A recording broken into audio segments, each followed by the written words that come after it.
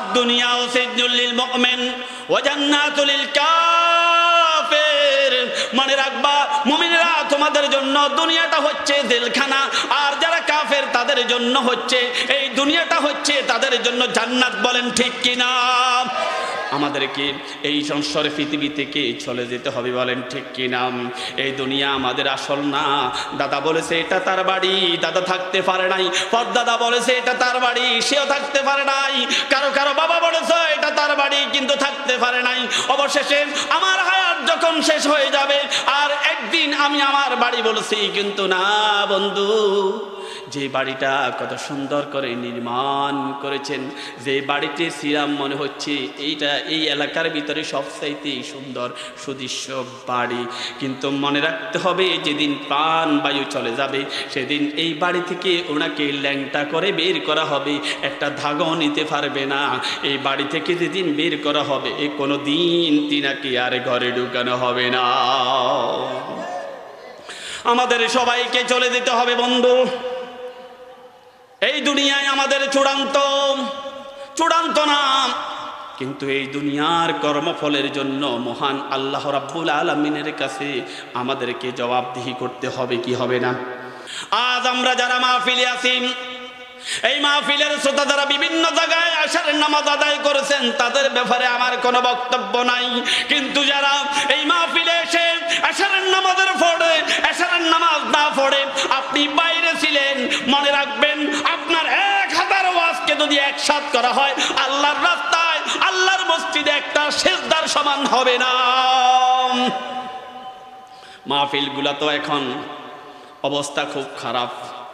আজকে আমরা যারা এখানে এসেছি কত সুন্দর স্বপ্ন দেখি, একটা সুন্দরী স্ত্রী বিয়ে করব, বাচ্চা কাচ্চা হবে, ছেলে সন্তান আল্লাহ দিবেন। অনেকের বিয়ের পর সন্তান হয়, অনেকের সন্তান হয় না। একটা সন্তানের জন্য মা বাবা পাগল হয়ে যায়, নবদম্পতি পাগল হয়ে যায়।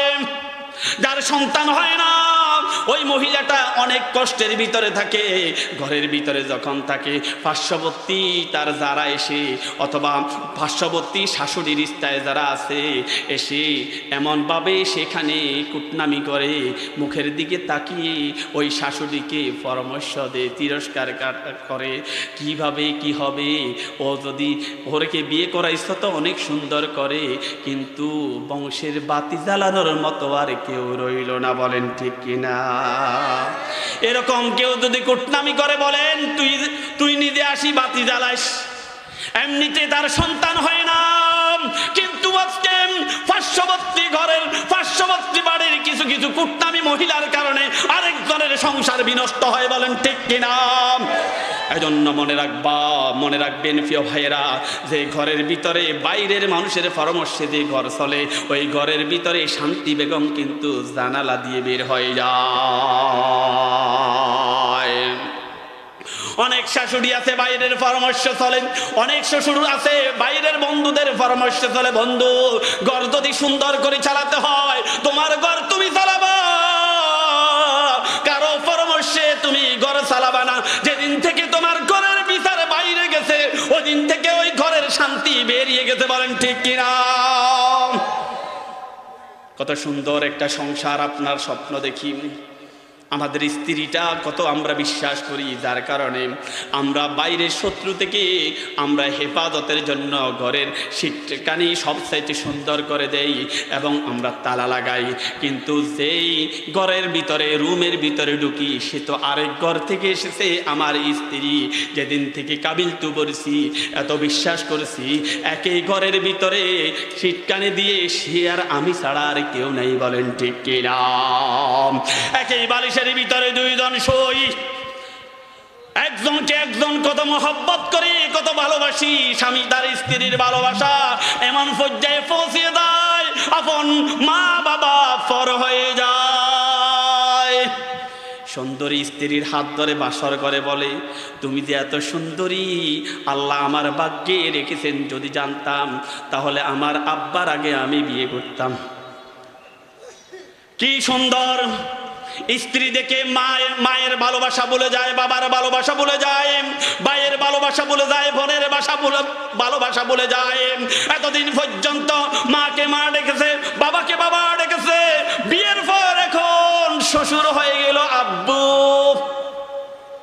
শাশুড়ি হয়ে গেল আম্মু, এখন বাবা হয়ে গেল বুড়া মিয়া, আর মা হয়ে গেল বুড়ি। বলেন ঠিক কিনা? শ্বশুর শাশুড়ি মিস কল দিলেও কল ব্যাগ হয়, বাবা বারবার কল দেওয়ার পর অফিসিয়াল ঝামেলাকে উপস্থাপন করে আর কলটা ব্যাগ হয় না। বলেন ঠিক কিনা? কত বিশ্বাস! এই সন্তান এবং স্ত্রী, কত সৎ অফিসার, কত ভালো অফিসার, কত নামাজি স্ত্রীর কারণে বেনামাজি হয়ে যায়, কত সৎ অফিসার স্ত্রীর ফরসনায় ঘুষখোর হয়ে যায়, কত ভালো মানুষ স্ত্রীর কারণে সমাজে খারাপ হয়ে যায়। হয় না? হয়। এবার আসুন, কত বাবা এই সন্তানের কারণে দুর্নীতিতে জড়িয়ে পড়ে। কত বাবা ইকামতে দ্বীনের কাজ করত, এখন কেন করো না? বলে সন্তান নিষেধ করেছে। এখন সন্তান টাকা দেয়, বুঝেন তো, আমি যদি ইকামতে দ্বীনের কাজ করে যদি জেলখানায় যদি চলে যাই, আমার সংসার চলবে না। বলেন ঠিক কিনা? ছেলের কথা ধরে, মেয়ের কথা ধরে, আল্লাহর জমিনে আল্লাহর দ্বীন কায়েম করার যে সম্পৃক্ত ছিল সেখান থেকেও দূরে সরে গেছে। এরকম ঘটনা আছে না নাই? ছেলের কথা ধরে আন্দোলনে নাই, ছেলের কথা ধরে মেয়ের কথা ধরে সে আন্দোলন থেকে দূরে সরে গেছেন।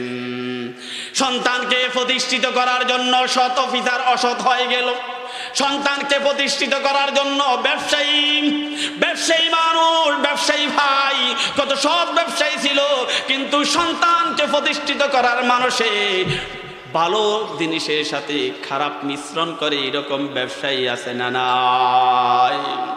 ওজনে কম দে, খাদ্যে ভেজাল দে, এরকম ব্যবসায়ী আছে না নাই?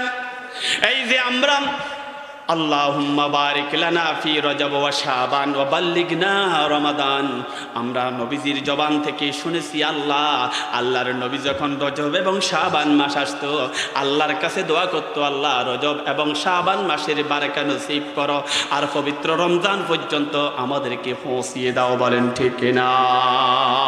আমাদের ব্যবসায়ী, কিছু অসাধু ব্যবসায়ী আল্লাহর কাছে এখন থেকে প্রার্থনা করতেছে, আল্লাহ কিছু টাকা পয়সা আমাকে দাও, যাতে করে আমি কম দামে কিনে গোডাউন করে ওই রমজান যারা রোজা রাখবে তাদের কাছে বেশি দামে বিক্রয় করতে পারি। বলেন ঠিক কিনা? আমাদের একটা রমজানের প্রস্তুতি আছে, আমাদের অসাধু ব্যবসায়ীদের এভাবে প্রস্তুতি আছে। এরকম আছে না নাই? এবার আল্লাহ বলেন, শোনো, ইয়া আইয়ুহাল্লাযীনা আমানু, হে সমস্ত লোকেরা, ইন্না মিন আজওয়াজিকুম ওয়া আওলাদিকুম আদুওয়াল লাকুম, তোমাদের কারো কারো স্ত্রী, কারো কারো সন্তান তোমাদের জন্য শত্রু বাইরে খুঁজি, প্রতিবেশীকে শত্রু মনে করি। যার জমি আছে পাশে, ওই জমিওয়ালা পাশের জমিওয়ালাকে শত্রু মনে করে। যে ব্যবসায়ী আছে তার পাশের ব্যবসায়ীকে শত্রু মনে করে।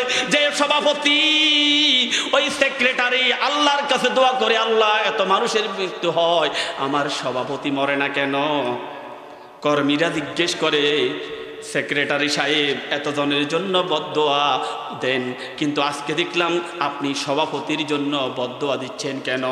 উপরের দিকে দেখি সবচাইতে সুন্দর সম্পর্ক, এখন আপনি আল্লাহর কাছে তার মৃত্যু কামনা করেন কেন? কর্মীরা বলে, তুই এত সোজা কথা বুঝোস না, আজকে 30 বছর পর্যন্ত সেই সভাপতি, সে যদি না মরে আমি কোনোদিন সভাপতি হতে পারবো না। এরকম আছে না নাই? মনে রাখবা, যারা রাজনীতিকে পেশা হিসাবে গ্রহণ করে তারাই দুর্নীতি করে। বলেন ঠিক কিনা? আল্লাহ রাব্বুল আলামিন বলছেন, শোনো, ইয়া আইয়ুহাল্লাযীনা আমানু ইন্না মিন আজওয়াজিকুম ওয়া আওলাদিকুম আদুওয়াল লাকুম ফাহযারুহুম। ওই ব্যবসায়ী তোমার শত্রু না, সভাপতি তোমার শত্রু না, পাশের যিনি আছেন পাশের ঘরের তিনি শত্রু না। আর শত্রু যদি হয় তুমি তাকে দেখতে পারছো, সে শত্রু থেকে নিজেকে হেফাজত করা সহজ। যার সাথে একই বালিশে তুমি ঘুমাইছো, রাতে দরজা বন্ধ করে তার সাথে একে মিলে যে বালিশের ভিতরে ঘুমাইছো, একই বিছানায়, মনে রাখবা, ওই স্ত্রীকে যদি সঠিকভাবে পরিচালনা করতে না পারো, বাহিরের শত্রু যা দেখতেছ, তোমার জীবনে সবচাইতে বড় শত্রু হচ্ছে তোমার স্ত্রী। তুমি বাইরের শত্রুকে শত্রু মনে করো না। যেই সন্তানের জন্য আল্লাহর কাছে দোয়া করো, সন্তান যখন অসুস্থ হয়েছে আল্লাহর কাছে বলেছো, আল্লাহ দয়া করে আমার জীবনের বিনিময়ে আমার সন্তানটাকে তুমি জীবিত রাখো। মা কাঁদে, বাবা কাঁদেন, রাতের অন্ধকারে ওই সদর হাসপাতালে নিয়ে গেছো, আলকেমিতে নিয়ে গেছো, বিভিন্ন হাসপাতালে নিয়ে গেছো। যেই সন্তানের কারণে অবৈধ কাজে জড়িয়ে পড়েছো, যেই সন্তানের কাছে ঘুষ বাণিজ্য করেছো, সালিশ বাণিজ্য করেছো, আল্লাহ বলেন ওই সন্তান তোমাদের জন্য শত্রু। ফাহজারুহুম, তাদের ব্যাপারে তুমি সতর্ক থাকো। আল্লাহর নবী বলেন, ইউতা বিরাজুলিন ইয়াউমাল কিয়ামাহ, কিয়ামতের ময়দানে, হাসরের ময়দানে এমন একজন ব্যক্তিকে ধরে নিয়ে আসা হবে। সেই যখন আমল নামা যখন দিবে, আমল নামা যখন দেখবে তার আমল নামায় কোনো আমল নাই, একেবারে ফাঁকা। ফায়াকুল, তাকে বলা হবে আকালা আয়ালুহু হাসানাতাহু, তাকে বলা হবে তোমার পরিবার, তোমার স্ত্রী, তোমার সন্তান তোমার সব আমল খেয়ে ফেলেছে। আকালা আয়ালুহু হাসানাতাহু, তোমার স্ত্রী, তোমার সন্তানেরা তোমার সব আমল বরবাদ করে দিয়েছে। প্রিয় ভাইরা, আল্লাহ রাব্বুল আলামিনের সামনে যখন এই আমলনামা যখন পড়বে, ওয়াউদিয়াল কিতাবু ফাতারাল মুজরিমিনা মুশফিকিন, আর পাপিষ্ঠরা যখন এই আমলনামা দেখবে ফায়াকুলুন ইয়া ওয়াইলাতানা মা লিহাদাল কিতাব লা ইউগাদিরু সগীরাতান ওয়ালা কাবীরাতান ইল্লা আহসাহা। যখন তার সামনে আমলনামা পেশ করা হবে, আমলনামা দেখে সে দেখবে তার সমস্ত আমলনামা শেষ, সমস্ত আমলনামা শেষ, কোনো ভালো আমল সেখানে নাই। আল্লাহকে বলবে, রব্বুল আলামিন 5 ওয়াক্ত নামাজ আদায় করেছি, আবার তাহাজ্জুদ, ইশরাক, আবাবিল পড়েছি। রব্বুল আলামিন তোমার ফরজকৃত রোজা আমি রেখেছি, আবার শাবান মাসের নিসফে শাবানেও রোজা রেখেছি, রজবের মাসে আমি 27 রজব রোজা রেখেছি। আল্লাহ আইয়ামে বীজের রোজা আমি রেখেছি। সোমবার এবং বৃহস্পতিবার বান্দার আমলনামা আল্লাহর কাছে পেশ করা হয়। হাদিস থেকে জেনে আমি প্রত্যেক সোমবার এবং বৃহস্পতিবার আল্লাহ রোজা রেখেছি। সামর্থ্য থাকার কারণে হজ করেছি, একবার হজ করে তৃপ্তি লাভ করেছি, বারবার হজ করেছি, উমরা করেছি। ও রব, মানুষকে আমি দান সদকা করেছি, নিজের টাকায় আমি একটা মাদ্রাসা করেছি, মসজিদ করেছি। রব, কিন্তু আজকে আমাকে যে আমল নামা দিয়েছে আল্লাহ, আমল নামার ভিতরে আমার একটা নামাজও নাই, একটা রোজা নাই, একটা হজ নাই, উমরা নাই, আল্লাহ একটা দান সদকা নাই। রব, সবটা ফাঁকা, সবটা ফাঁকা। রব্বুল আলামিন এমনটা হলো কেন? আল্লাহ বলবেন, ফেরেশতারা জবাব দাও। আল্লাহর নবী বলেন, ওই ব্যক্তিরা যখন ওই ব্যক্তিরে ফেরেশতার বলবে আকালা আয়ালুহু হাসানাতাহু, তোমার সন্তানেরা, তোমার স্ত্রী তোমার সমস্ত আমল বরবাদ করে দিয়েছে। ওই ব্যক্তি কাঁদবে, ওই ব্যক্তি আল্লাহর কাছে কাঁদবে। প্রিয় ভাইরা, আল্লাহর কাছে সেদিন কাঁদা, সেদিন কেঁদে কেঁদে চোখের পানি ফেললেও কোনো লাভ হবে না। যখন সন্তান বেনামাজি হয়ে যাবে, সন্তান যখন আল্লাহর কাছে যখন আসামি হয়ে যাবে, সন্তানকে সেদিন সন্তান যখন জাহান্নামী হয়ে যাবে, সন্তান সেদিন বলবে, আল্লাহ তুমি আমার মা বাবাকে আগে জাহান্নামে দাও, এরপরেও তুমি জাহান্নাম থেকে আমাকে বাঁচিয়ে দাও।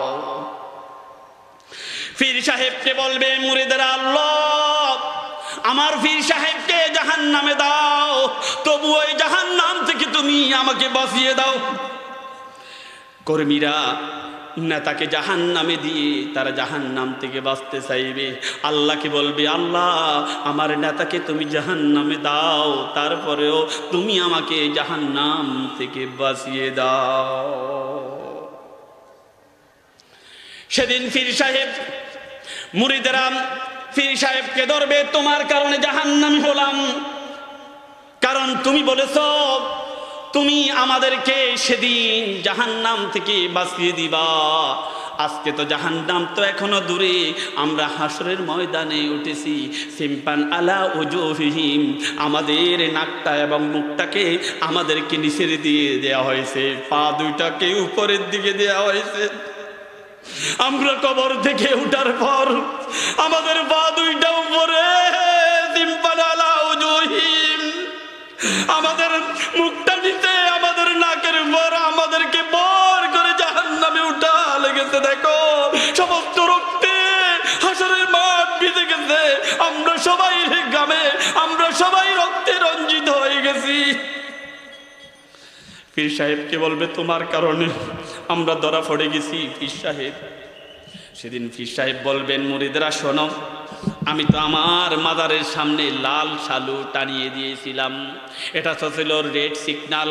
আমি তোমাদেরকে ধোঁকা দিয়ে বোকা বানিয়েছিলাম, কিন্তু আমি সংকেত দিয়েছিলাম, খবরদার, তোমাদেরকে রেড সিগন্যাল দিয়েছি, তোরা কেউ আসবি না। রেড সিগন্যাল মানে হলো বিপদ সংকেত। এজন্য মাজারের সামনে দেখবেন লাল শালু টানিয়ে রাখা হয়েছে, লাল পতাকা দেয়া হয়েছে। তার মানে হলো, ও মুরিদেরা, আমি হচ্ছি সর্বশ্রেষ্ঠ ভণ্ড, কেউ তোমরা আমার কাছে আসবে না। বলেন ঠিক কিনা? পীর সাহেব বলবেন, তুমি আমাকে কেন দোষারোপ করছো? এমনি এমনি আসো নাই, কারণ তুমি আমার কাছে এসেছ, কারণ তুমি আমার মুরিদ, আর তুমি নেতা সেজেছ, বাকিদেরকে ধোঁকা দিয়ে গরু আর ছাগল সংগ্রহ করেছ, কিছু নিজের বাড়িতে নিয়েছ, আর কিছু আমার মাজারে নিয়ে এসেছ। আমাকে অনুসরণ করে তোর পেট চলেছেন, তোর পরিবার চলেছেন, খেতে খেতে তোর পেট বড় করেছিস। আজকে কেন আমাকে একা তুমি দোষারোপ করছ? রব্বানা আতমিল লানা সাদাতানা ওয়া কুবরানা ফাদাল্লুনা সাবিলা। রব্বুল আলামিন, এবার মুরিদরা বলবে, এই পীরের কারণে আমি জাহান্নামে হয়ে গেছি। আল্লাহ, পীরকে তুমি জাহান্নামে দাও, তারপর আমি জাহান্নামে যাব। সন্তানরা জাহান্নামী হয়ে গেছেন, ছেলে জাহান্নামী হয়ে গেল। ওয়াসিকাল্লাযীনা কাফারু ইলা জাহান্নামা যুমারা, সন্তানকে যখন হাঁকি হাঁকি যখন জাহান্নামের নিকটে নিয়ে যাওয়া হবে, সন্তান পিছন ফিরে দাঁড়িয়ে যাবে, বলবে, রব্বুল আলামিন, আমি কেন জাহান্নামী হলাম? আল্লাহ, আমি কেন জাহান্নামী হলাম? এবার তাকে জানিয়ে দেওয়া হবে, তুমি যে আরেকজনের জমি দখল করেছ, সেজন্য তুমি জাহান্নামী। আরেকজনের দোকান দখল করেছ ক্ষমতা পেয়ে, এই জন্য তুমি জাহান্নামী হয়েছ।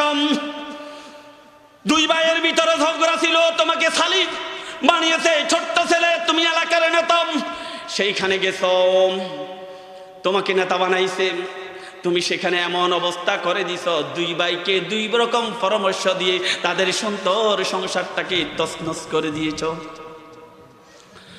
তোমাকে সালিশ, তোমাকে নেতা বানানো হয়েছে, স্বামী স্ত্রীর মাঝে মাত্র ভুল বুঝাবুঝি হয়েছে, তোমাকে সেখানে নেওয়া হয়েছে। তুমি এমন ভাবে তুমি পিন মেরেছ, যার কারণে শুধুমাত্র মোহরানার টাকা আদায়ের জন্য স্বামী স্ত্রী দুইজনকে ফাটল ধরায়া ওই সংসারটাকে বিরান করে দিয়েছ।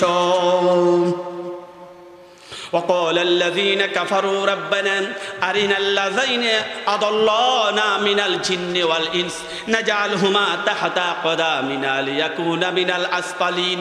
এবার সন্তান বলবে, রব্বুল আলামিন, আমি যে অবৈধ টাকা ইনকাম করেছি, এই অবৈধ টাকা শুধু আমি একা একা খাই নাই, আমার মাকেও খাওয়াইছি, বাবাকেও খাওয়াইছি।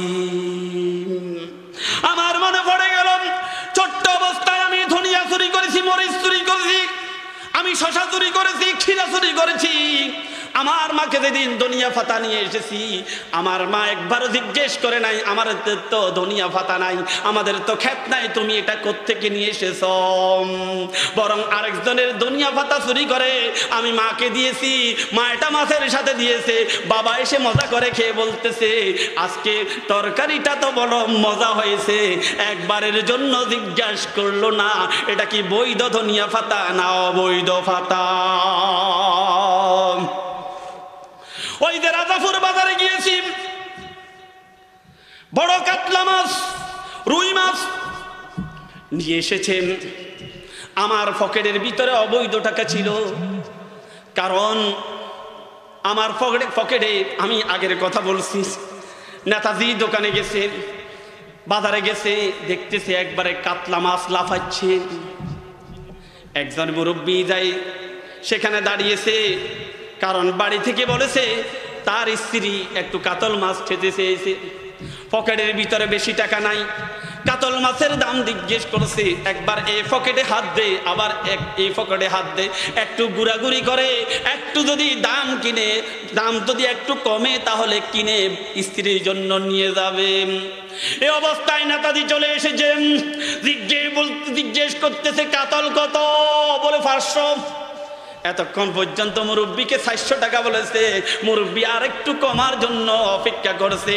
আর নেতা অবৈধ টাকা পকেটের ভিতরে থাকার কারণে টাকার গরমে জিজ্ঞেস করছে কত। এই নেতার সাইজ দেখে বলতেছে অবৈধ টাকা আমার নিতে সমস্যা কি, ঠিক না? বলতেছে 500। একবারের জন্য দামাদামি নাই, পুরাটা নিয়ে গেল। আর মুরব্বী ফেল ফেল করে তার দিকে তাকিয়ে তাকিয়ে বলতেছে, কাতলা মাছ, কাতল মাছ খাওয়ার মতো সামর্থ্য আল্লাহ তুমি আমাদেরকে দিলা না, নেতা বানাইলা না, নেতার শালাও বানাইলা না, নেতার শামসাও বানাইলা না। কাতলা মাছ, স্ত্রীকে বলতেছে কাতলা মাছ, কাতল মাছ আমাদের ভাগ্যে নাই। রব্বুল আলামিন সেদিন ওই মুরব্বী আমার দিকে তাকিয়েছিল। আমি বাজার থেকে কাতল মাছ নিয়ে এসেছি, আমি বাড়িতে দেওয়ার পর আমার আব্বু 5 ওয়াক্ত নামাজ পড়ে একবারে কপালের ভিতরে দাগ ফেলে দিয়েছে। আর যখন এই জীবিত কাতল মাছটাকে, তাজা কাতল মাছ যখন রান্না করেছে, আব্বুকে যখন দিয়েছে, তখন আব্বু প্রথম খণ্ড খেয়ে বলতেছে ফেডির অংশটাও আমাকে দাও।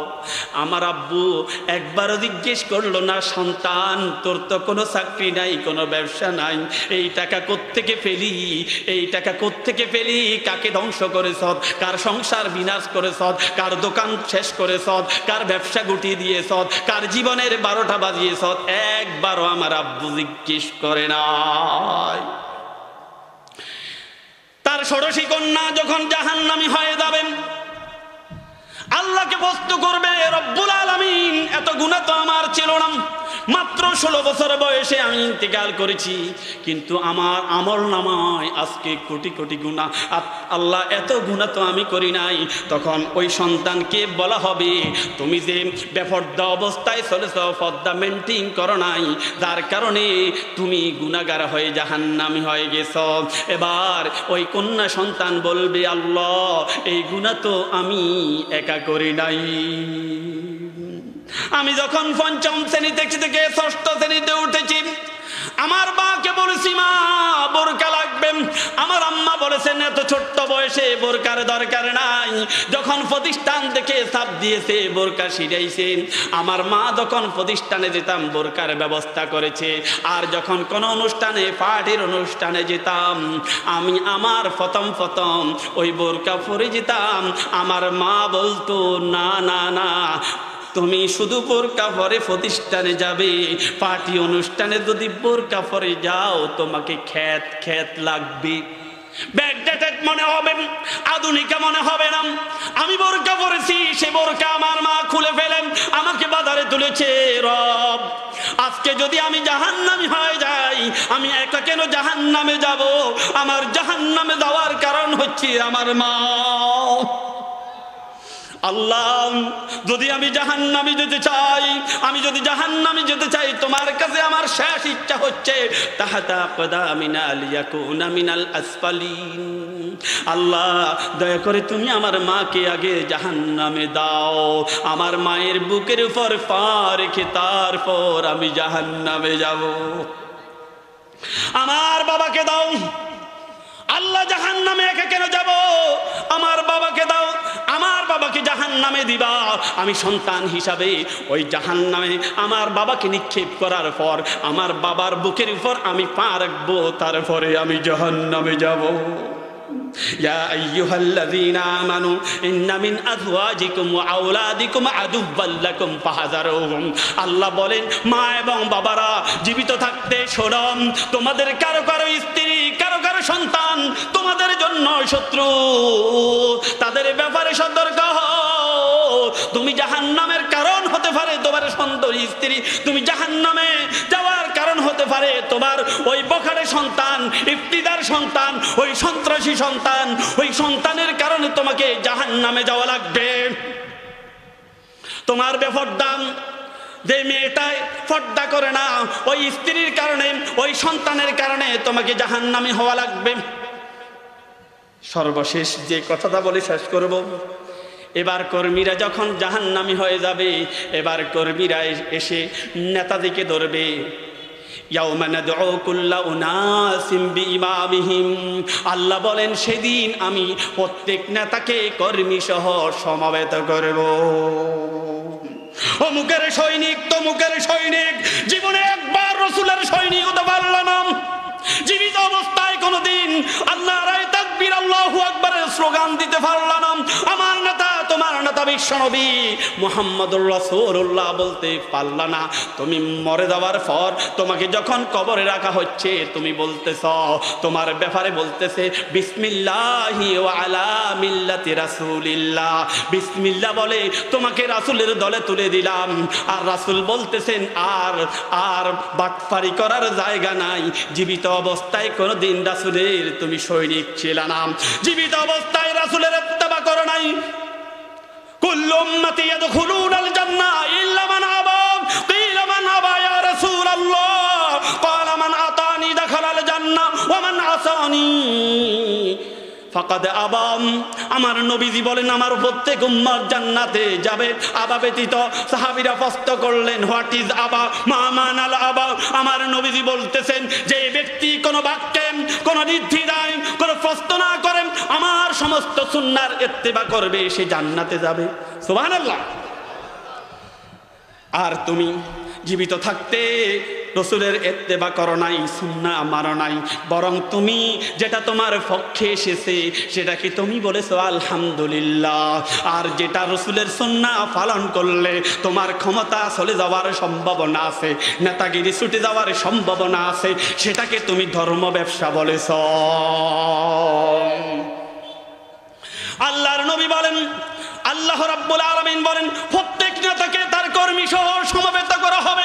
নেতাজি এক পাশে আর কর্মীরা এক পাশে, সমস্ত নেতারা ছুটে আসবে। নেতা, তোর কারণে আজকে বিপদে পড়েছি। তুই বলেছ অমুককে খুন করে চলে এসেছি। তুই বলেছ অনেক অমুকের দোকান দখল করো, দোকান দখল করে দিয়েছি। তুই বলেছ অমুককে ধরে নিয়ে আয়, মায়ের বুক থেকে তাকে ধরে নিয়ে এসে তাকে হত্যা করেছি। নেতাজি, তুমি দুনিয়াতে যাই বলেছ তাই করেছি, তোমার কারণে আমরা আজকে ধরা পড়ে গেছি। নেতাজি কোনো কথা বলবে না প্রথমত, এরা আল্লাহর কাছে বলবে, রব্বানা আতানা সাদাতানা ওয়া কুবরানা ফাদাল্লুনা সাবিলা রব্বানা আতিহিম দাফাইন মিনাল আযাব ওয়া লাআনহুম লানান কাবীরা।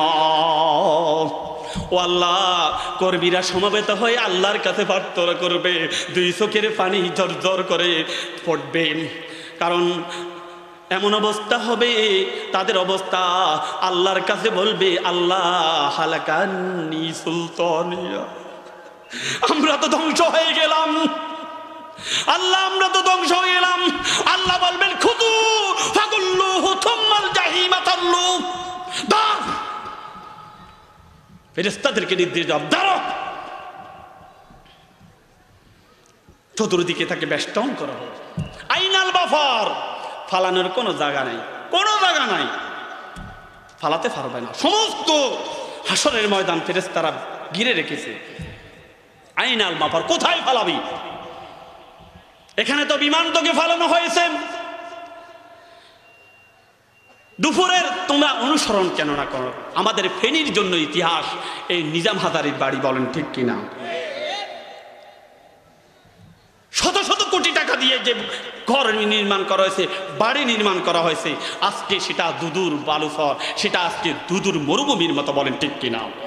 এটা দেখে আমাদের সবাইকে ইবরত হাসিল করতেই হবে, শিক্ষা গ্রহণ করতে হবে। জুলুম জালিমকে আল্লাহ কোনোদিন ছাড় দেন না। সুতরাং যাদেরকে জালিম বলেছি, যাদের হাত থেকে রক্ষা করার জন্য রাতের আধারে কেঁদেছি, সুতরাং আমরা এখন সুযোগ পেয়ে এমন কোন পরিবেশ তৈরি করতে যেন আমাদের না হয়, যাতে বাকিরা আমাদেরকে জালিম বলে, বলেন ঠিক কিনা? আল্লাহ, আমরা তো ধরা পড়ে গেছি। আল্লাহ রব্বুল আলামিন সামনে, আল্লাহ সুবহানাল্লাহ কোন হাদিস শরীফ এসেছে, আল্লাহ রাব্বুল আলামিন সামনে প্রদর্শিত হয়ে বলবে আনাল মালিক। আল্লাহ নিজেকে ঘোষণা করবেন আনাল মালিক। তুমি যে দুনিয়াতে বলেছো মালিক ইয়াউমিদ্দিন, আজকে সেটা আনাল মালিক, আমি হচ্ছি তোমার মালিক। সুবহানাল্লাহ। আচ্ছা, কেমন হবে? আমরা যখন তখন হাসরের ময়দানে উঠব, আর যে আল্লাহর জন্য সিজদা করতেছি সে আল্লাহকে যখন সামনে পাবো, আল্লাহর নবী বলছেন আল্লাহ যখন সামনে চলে আসবেন তখন আল্লাহর মুমিন বান্দারা সাথে সাথে সিজদায় লুটাইয়া পড়বে। সুবহানাল্লাহ। ফি জান্নাতিন ইয়াতাসাআলুনা আনিল মুজরিমিন মা সালাকাকুম ফি সাকার ক্বালু লাম নাকু মিনাল মুসাল্লিন। জাহান্নামীদেরকে জিজ্ঞেস করা হবে কেন জাহান্নামে আসলা? আল্লাহ বললেন সেদিন জাহান্নামীরা বলবে দুনিয়াতে আমরা মুসল্লি ছিলাম না।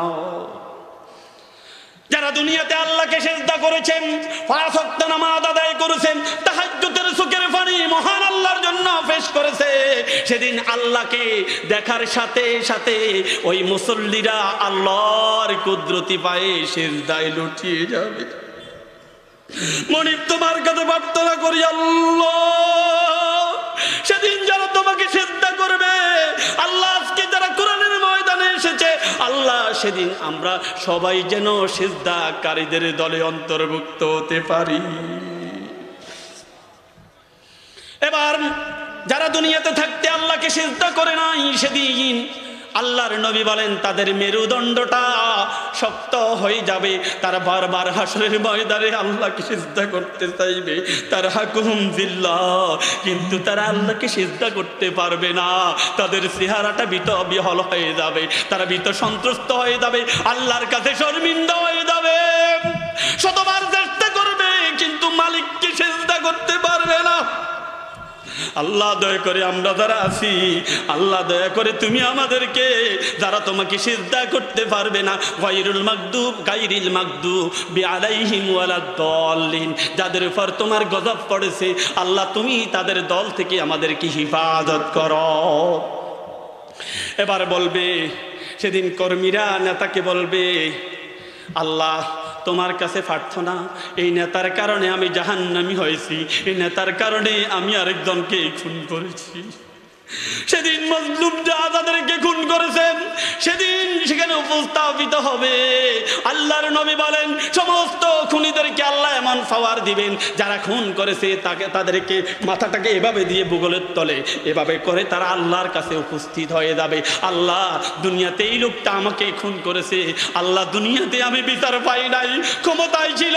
আল্লাহ সেদিন সাইদি সাহেবের মতো লোক হয়তো আল্লাহর কাছে বলবে, আল্লাহ কোরআনের বাণী আল্লাহ বিশ্বময় প্রচার করেছি, 50টা বিশ্বের 50টা রাষ্ট্রে আমি কোরআনের দাওয়াত নিয়ে গেছি।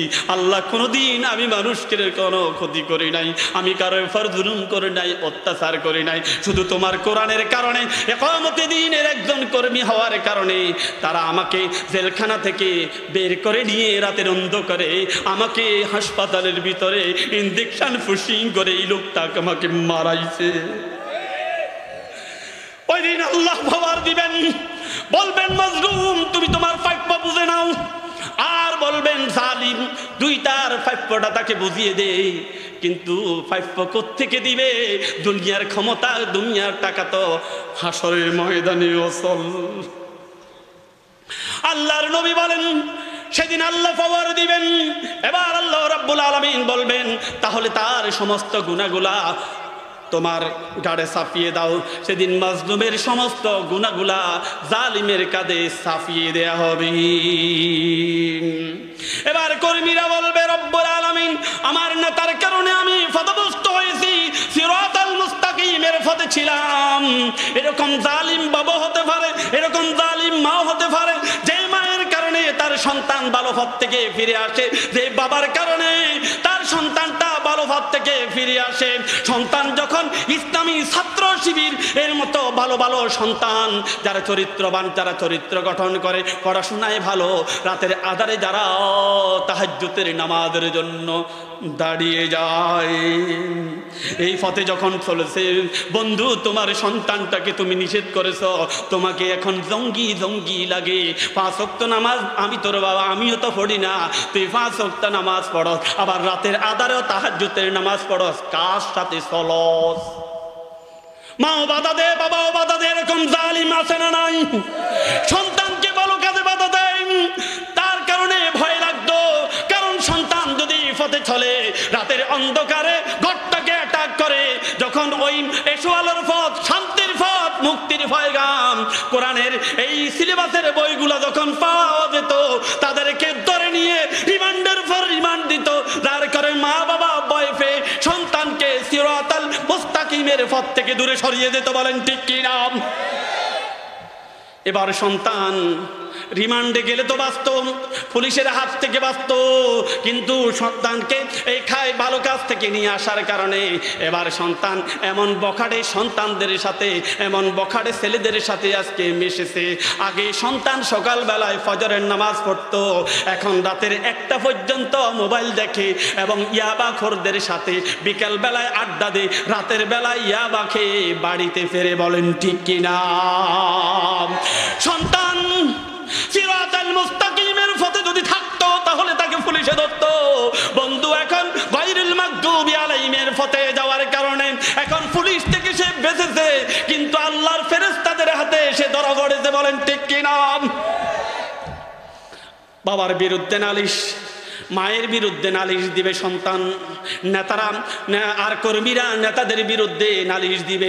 এবার বলবে আমার নেতাকে ধরে আনো, আল্লাহ আমার নেতার কারণে আমি পথভ্রষ্ট হয়ে গেছি।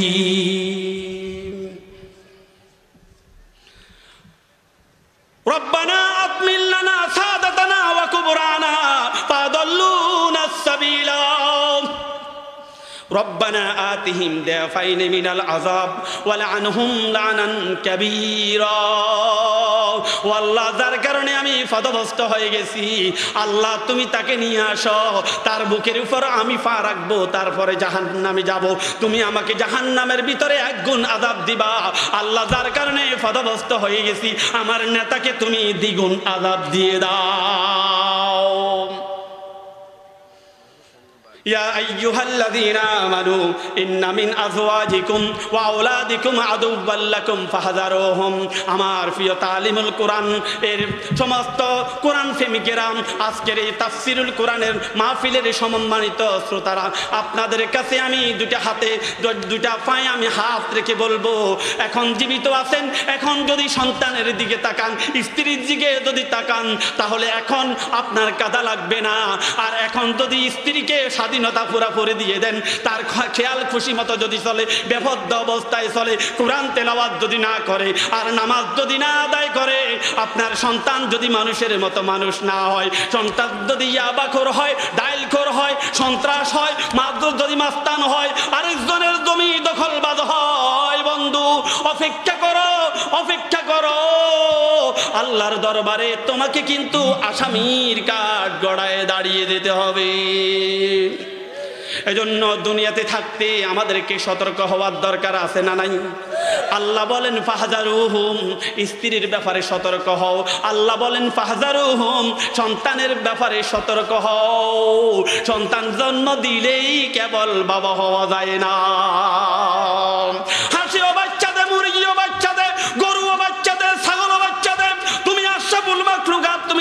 তাদের মতো নয়। সন্তান জন্ম দিয়েছ, তোমার দায়িত্ব বড় বেড়ে গেল।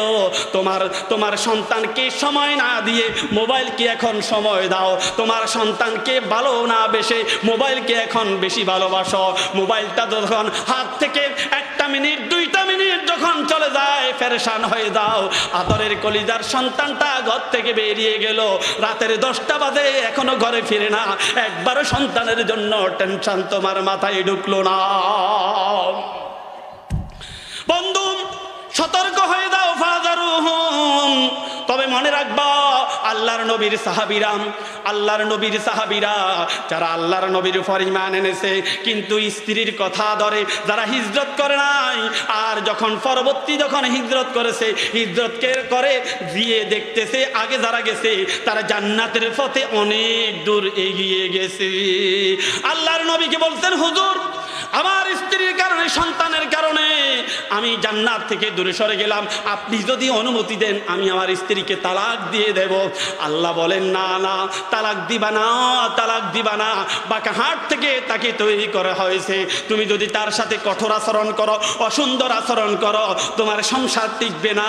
ইসলামের কারণে যদি বউ তালাক দিয়ে দাও, ইসলাম সম্পর্কে তাদের বিরূপ মনোভাব আসবে। এরকম কাজ করবা না। সুতরাং তাদের সাথে সুন্দর ব্যবহার করো, তাদেরকে ক্ষমা করে দাও। মনে রাখবা, ইন্নাল্লাহা গাফুরুর রহিম, তোমার রব ক্ষমাশীল এবং দয়ালু। ঘরের প্রতি নজর দেব, স্ত্রীর প্রতি নজর দেব। আল্লাহর কাছে বলবো, রব্বানা হাব লানা মিন আজওয়াজিনা ওয়া যুররিয়াতিনা কুররাতা আয়ুনিন ওয়াজআলনা লিল মুত্তাকিনা ইমামা। আয় আল্লাহ, তুমি আমাদের স্বামী এবং স্ত্রী, আমাদের সন্তানদেরকে এমনভাবে তৈরি করে দাও যাদেরকে দেখলে আমাদের চক্ষু শীতল হয়ে যাবে। ও আল্লাহ, আমাদের কলিজা ঠান্ডা হয়ে যাবে। আল্লাহ, তুমি আমার স্ত্রী এবং সন্তানদেরকে মুত্তাকিদের ইমাম বানায়া দাও। নিয়মিত এই দোয়াটা করবেন, সন্তানকে বেশি ভালোবাসবেন, বুকের ভিতরে ধরাবেন। যে মা সন্তানকে যত বেশি ছোট্ট অবস্থায় ভালোবাসবে, বড় হয়ে ওই সন্তান তত বেশি মায়ের প্রতি মহব্বত এবং ভালোবাসা রাখবে। যে বাবা সন্তানকে যত বেশি সময় দিবেন, যত বেশি বন্ধুত্বপূর্ণ করে তাকে মানুষ হিসাবে গঠন করবেন, বড় হয়ে ঠিক সেই ফলটা আপনি পাওয়ার সম্ভাবনা আছে। ইল্লা মাশাআল্লাহ, আল্লাহ রাব্বুল আলামিন যাকে চান তিনি ব্যতীত। আসুন আমরা নিয়মিত আমাদের পরিবারের প্রতি খেয়াল রাখবো, সন্তানের প্রতি খেয়াল রাখবো, স্ত্রীকে পর্দা ফসিদার মতো চালাবো, স্ত্রীকে নামাজি বানাবো, ঘরটাকে কোরআন তেলাওয়াতের আমরা ঘর হিসাবে তৈরি করব। এলাকার সবাই মিলেমিশে থাকবো, যাতে করে শর্ট করে কেউ ঢুকতে না পারে। বলেন ঠিক কিনা? হাযা মিন ইনদি ওয়াল ইলমু ইনদাল্লাহ। আসসালামু আলাইকুম ওয়া রাহমাতুল্লাহি ওয়া বারাকাতুহু।